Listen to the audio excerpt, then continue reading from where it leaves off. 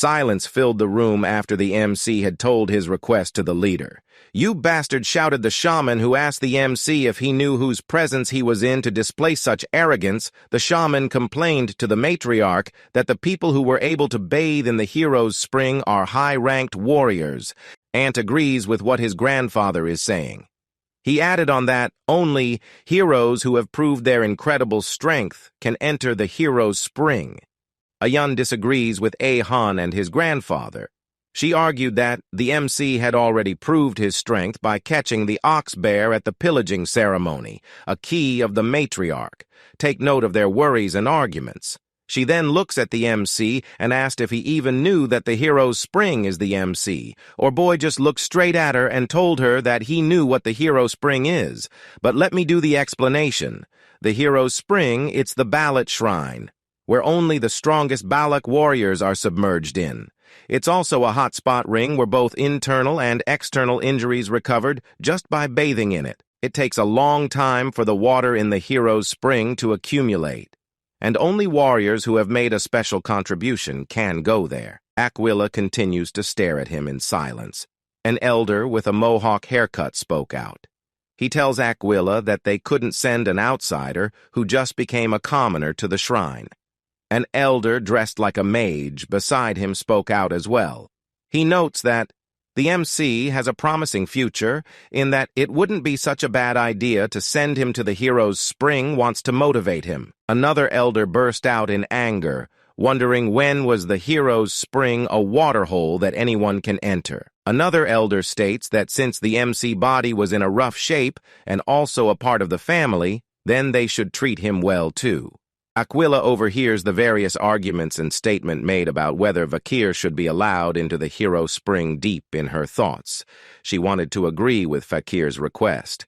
But it's also true that there wasn't a good enough reason to, and that it can't be helped, since the sham and guards were so against it. But a constant bell ringing soon catches her attention. The ringing noise can be heard throughout the Balak camp. The MC noticed the sound as well, and wonders if the bell meant it was time for war. Ayen tells him that it was a signal that meant that the tribe has a guest, and that there was no way any insane bastard would pick a fight with the Balaks in the forest. Aquila begins to leave the tent first, but before leaving, she tells Vikir that they would discuss this matter another time, and that everyone should return to their duties. The shamans and elders continued to remain silent and seated as a key left the tent. But soon, a human's face was filled with anger and disgust as his eyes began to glow bright blue. Members of the Balaks tribe could be seen gathering in huge numbers. The MC and Ayen had arrived on the scene.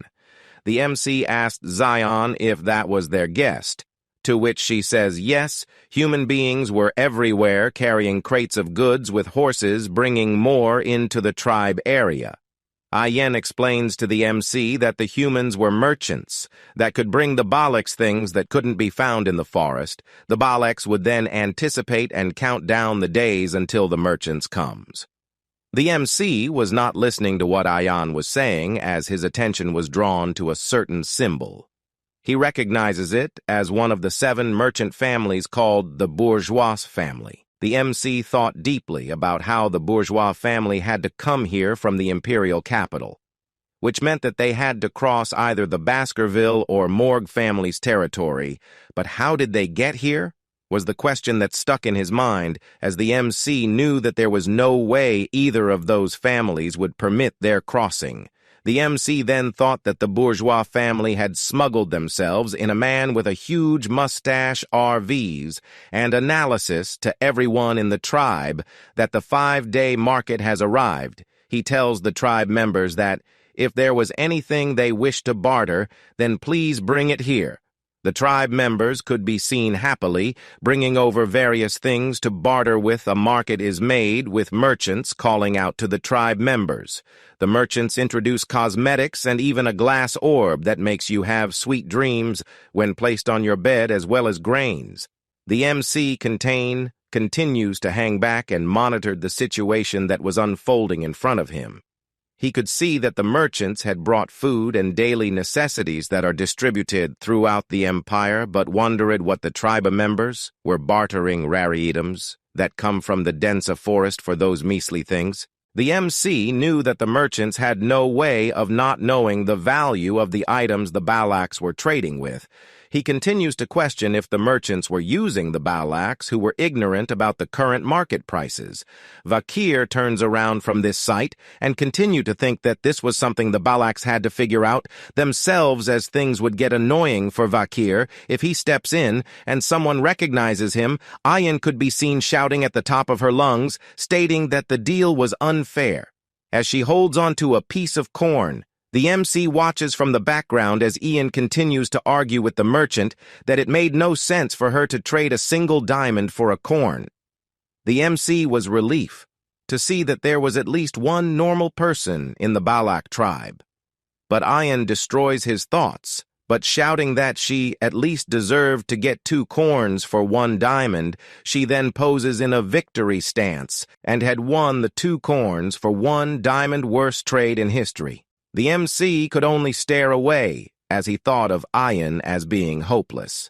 After seeing her trade, 3 other tribe members could be seen arguing with the merchants. They complained about how the bar value of a pearl clam for today's radish isn't equal, and that they should get at least 2 radishes, while another yells at them for claiming something as a cabbage. The last member wouldn't give the merchants another deer antler. The merchant with the mustache could feel that he was losing the trade, so he tells the 3 members that he couldn't go against the Balak warriors and would give them what they wanted. The 3 members celebrated over their victory with a victory pose as well. The merchant smiles to himself as he thought of the Balaks as stupid bastards for celebrating, since they didn't even know the value of the items they were offering. Just then a little girl calls out to the merchant, asking him if she could please have 1 glass orb.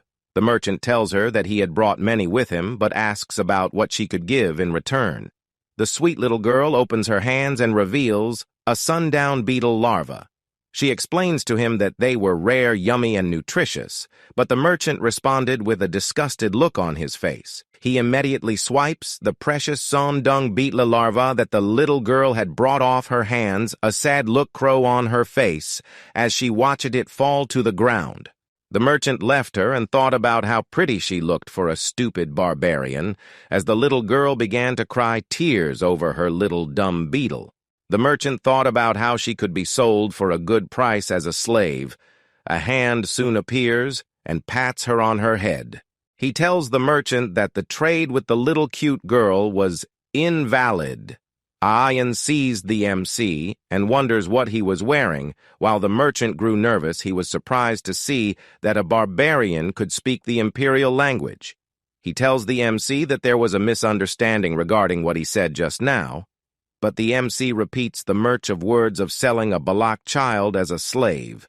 The merchant tried to cover up what he said, but the MC tells him that that's not what's important right now.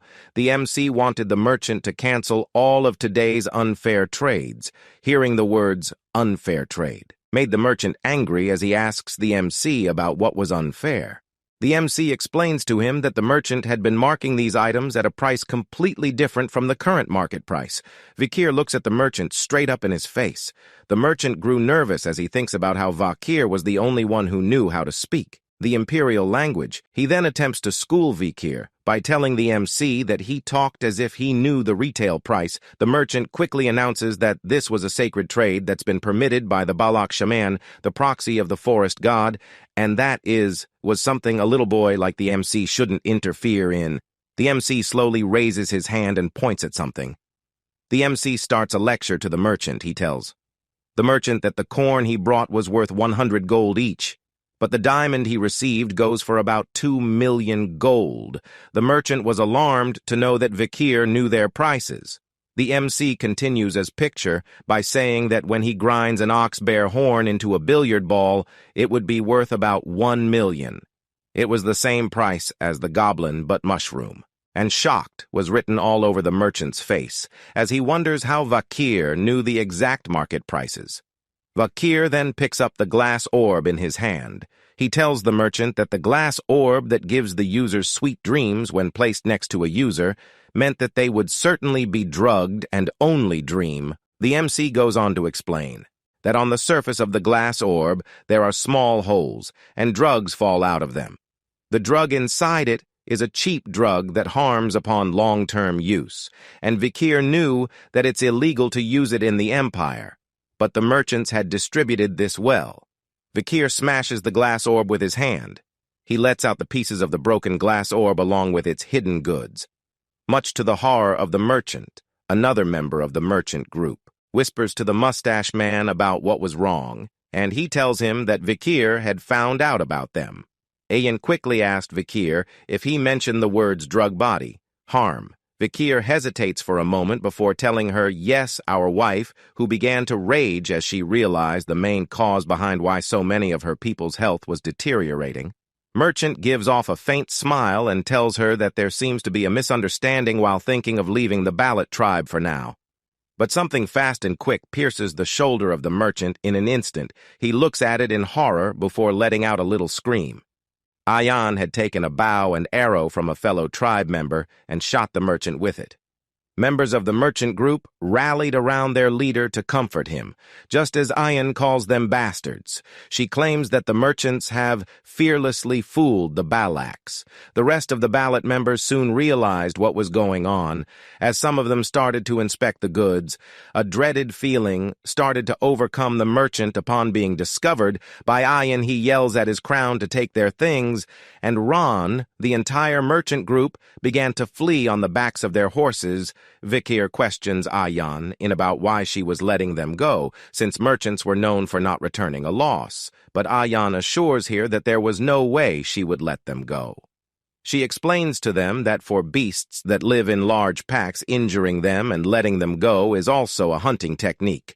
The merchant leader could be seen holding onto his injured shoulder while cursing at the Ballot tribe members. A campfire is seen just as the merchant group finally slowed their pace. He shouts at a group of mercenaries decked out with weapons about how the Ballot bastards had stolen their products. He then tells everyone to get ready for battle time. Night soon arrives as a campfire is seen being lit in the middle of the forest. A bird is seen flying high in the air, soon lands upon somebody's arm. They messed with the Balaks. There's only one way to take care of them. Vikir listens to it closely. It's slaughter time, Ayan said as the eagle rested on her arm. Ayan was about to rip these guys to shreds along with Vikir, whose eyes were showing that deadly red glow.